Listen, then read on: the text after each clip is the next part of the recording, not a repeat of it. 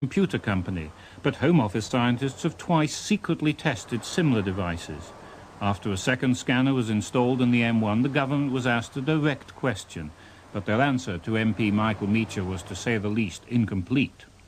I think it was misleading because Meacher was quite specific in what he wanted, and it didn't refer to the previous device at all.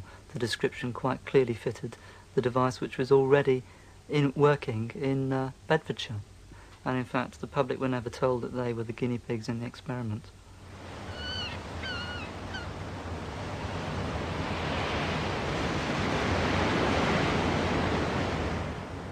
Holidaymakers, too, will soon be welcomed back to Britain by clever computers.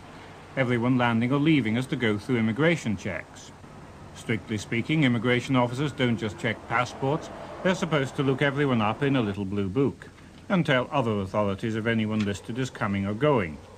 The book's called the Suspect Index, and it holds about 18,000 names, many of them British subjects. But the system doesn't work, and everyone knows it doesn't work. Until 3 years ago, Jolyon Jenkins was an immigration officer at Dover. It's a complete impossibility to check off every British passenger who comes in through a port of any reasonable size. There are several million people passing through Dover each year alone. So who's in the Blue Book?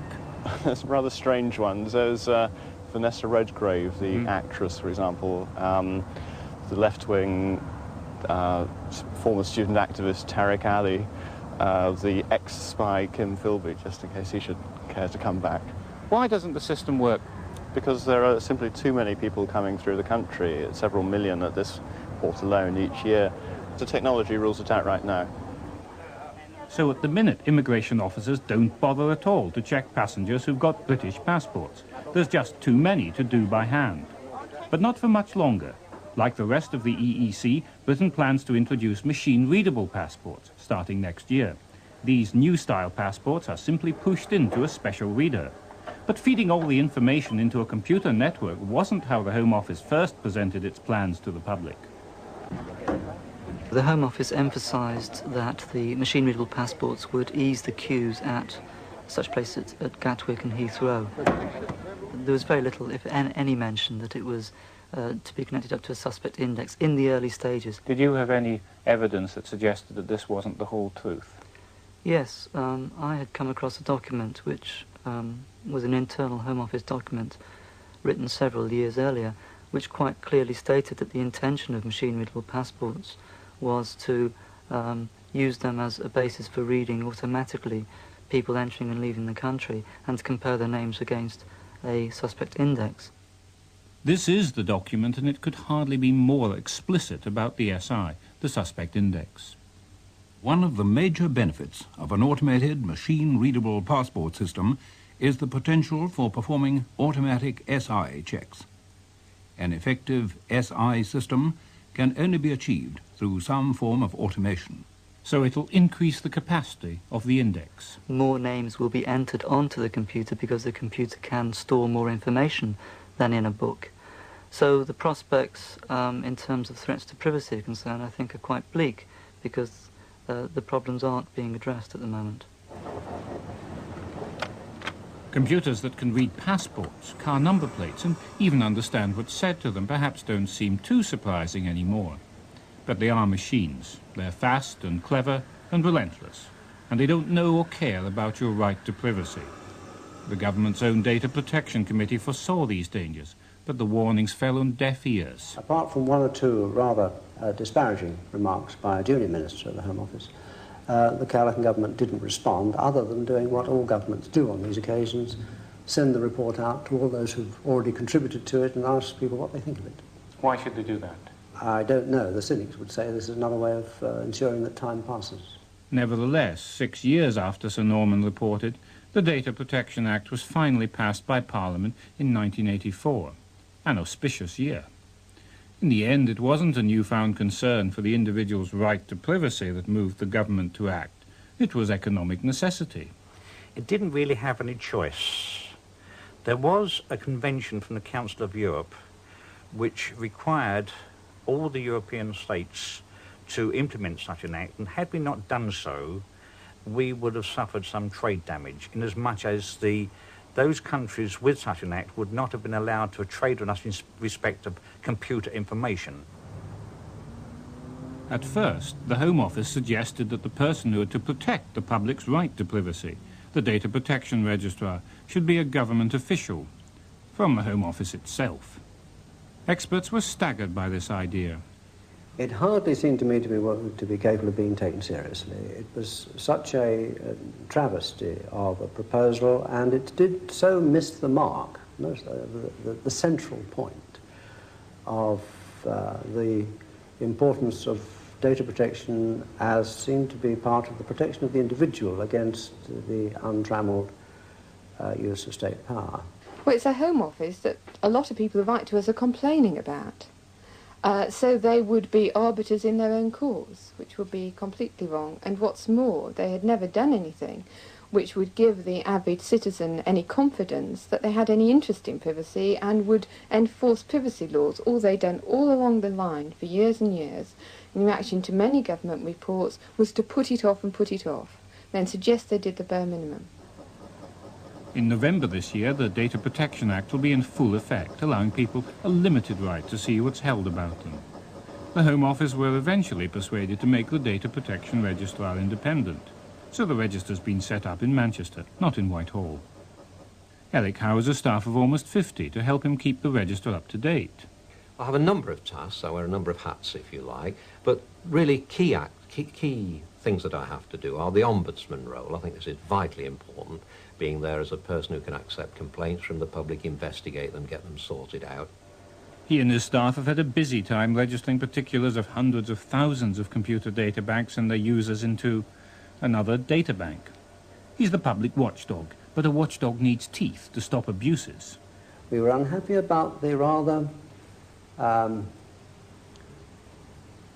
inactive role that could be attributed to the registrar from the Act. It's certainly better than the bill. The bill didn't give him anything to do at all. It just said he may do this and he may do that. One could imagine him sipping sherry on a Friday afternoon and decided that he wouldn't bother. So what's to stop someone registering to say, well, I'll do anything I fancy? Well, I can refuse applications for registration at the moment if they contain insufficient information, and I would certainly consider that to be insufficient information. Later on, from November next year, I can also refuse registrations which might break these principles of good practice. Will you be refusing registrations then, do you think? It depends what I find. If all the registrations are acceptable, no, but if some of them are not, then of course I will.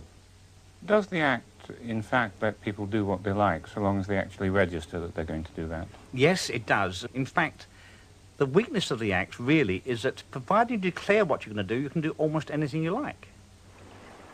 The Act also requires computer users to keep personal data secure, but prying eyes can find the weakness in any system. A riverside pub was the venue for my second meeting with the police computer mole. We've concealed his identity because he's now under investigation by the Police Complaints Authority. He reported on the checks I'd asked him to make, and then explained how easy it was to get information. The chap that does my CROs now is just a beat Bobby. Oh, yes. But even a beat Bobby has immediate access by radio to millions of police computer records. Punch it into the computer, no. Later he was able to tell me what I'd asked about the personal details and criminal record of Mr. Stephen Boulding of Morden in Surrey. Yeah. This is Stephen Boulding, who's got a criminal record for offences connected with animal liberation. All the details that my informant had supplied were quite correct, including Stephen's Criminal Records Office, that CRO number. That's information that's only available in police files. Yes, well, I've got a copy of an extract of my criminal record here, and the number does tally, yes. So that would appear to be correct? Yes, that's right. So the mole certainly appeared to be selling accurate police information. The great danger to privacy is that this kind of unauthorised leak is by no means isolated. I've been in practice now privately for over 15 years, and I've had contact with literally hundreds of private detectives and security consultants.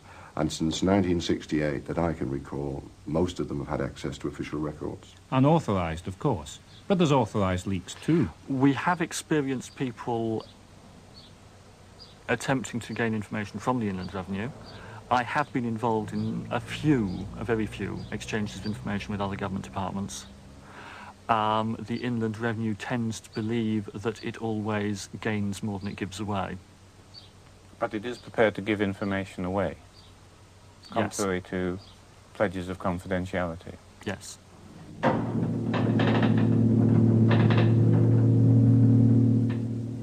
Tight security is in force at the Police National Computer Complex at Hendon, North London. But steel doors are no protection against an inside job, and neither's the Data Protection Act. It's littered with serious loopholes. Some organisations, like the police, Inland Revenue and security services, are given special dispensation under the Act. They can store information on their computers that's been illegally acquired, or taken from another data bank that had promised to keep personal information private. Entries in the Data Protection Register are supposed to list anyone who has access. But these organisations can dip in for a fishing trip without leaving a record they've been there. So the Act actually requires users to tell lies. Well, that's what it seems to me, and has been called a fraud on the public for that reason. Would you call it a fraud on the public? I think it is. I think it's most regrettable that an Act of Parliament should encourage people to think that they can use double standards and get away with it in that way. Another problem. The Act says that everyone must uphold the statutory principles of data protection. One of these principles is that personal data held for one purpose will not be used for any incompatible purpose. So what about the electoral register, and what private companies do with it without our permission? That's an exemption as well. The Home Office had a look at that for me. For a number of technical and practical reasons, they felt it was not possible to alter the form which you fill in to go on the electoral register, and they expressed disappointment about that. I'm disappointed as well. I'd hope that might be possible. Why can't people be told when they register to vote that the information they give may be sold to commercial computer data banks? Well, in essence, they're told now through publication of Acts of Parliament. It's not been widely publicised other than that way, but it is known, and this programme, of course, will help people to know of that. I think it's fairly typical of the Home Office response that having got a Data Protection Act and having got a Data Protection Registrar, they're going to do nothing else to protect our privacy. Personal privacy takes a back seat, essentially. Personal privacy is the last thing that the bureaucrat really thinks about because it's a barrier to efficient administration. All the same, we can't run away from computers. Private or public, they're here to stay. But there's been a great deal of secrecy and a greater lack of candour from government departments. And if you think all this only matters to people with something to hide, think again. You never know if on the records held about you there's something completely inaccurate and completely wrong. Your name's been confused with somebody else's. There's false information about somebody else's criminal record which is actually following you around. And anyway, what business is it of anybody else's to have information about your private life? Let's reverse that. Why should they hold information about you?